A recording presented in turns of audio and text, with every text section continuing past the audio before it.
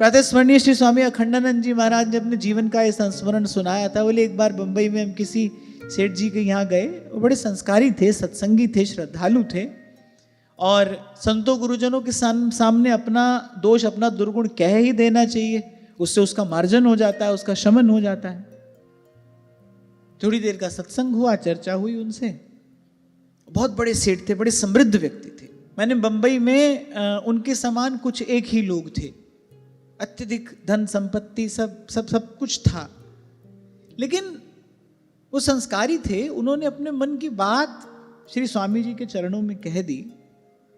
उन्होंने कहा कि मैं जानता हूं कि इसमें से कुछ भी साथ नहीं जाएगा, भगवान की कृपा से मुझे थोड़ा संतों का संग मिला है, तो मैं जानता हूं कि धन संपत्ति ये सब क्षण भंगुर है और इसमें से कुछ भी साथ जाने वाला नहीं है, पर फिर भी मुझे अपने धन का अभिमान होता है। मैं इस अभिमान से अपने आप को मुक्त नहीं पाता हूं। आप मुझे कोई उपाय बताइए जिससे मैं इस अभिमान से मुक्त हो जाऊं।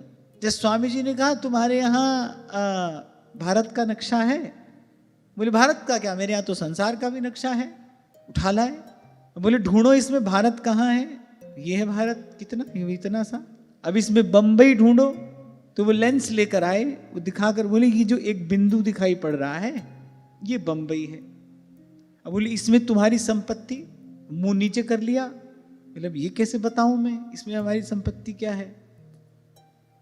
बोले कागज के टुकड़े में अपने आप को नहीं ढूंढ पा रहे हो तुम, तुम्हारे पास जो भी धन संपत्ति वैभव है, मैंने अरे कागज के टुकड़े में तुम अपना पता नहीं पाते हो, और अनंत कोटि ब्रह्मांडों में तुम्हारा अस्तित्व क्या है। भगवान के ऐश्वर्य का विचार करना चाहिए। ये जो श्रीमद् भागवत में भी भगवान के ऐश्वर्य का वर्णन किया गया है, किस लिए किया गया है, केवल इसलिए कि जीव को कभी अभिमान ना हो जाए कि मैं बड़ा हूं। इस समग्र अस्तित्व के सामने हमारा अस्तित्व क्या है, हमारे में कोई गुण प्रतिभा है भी।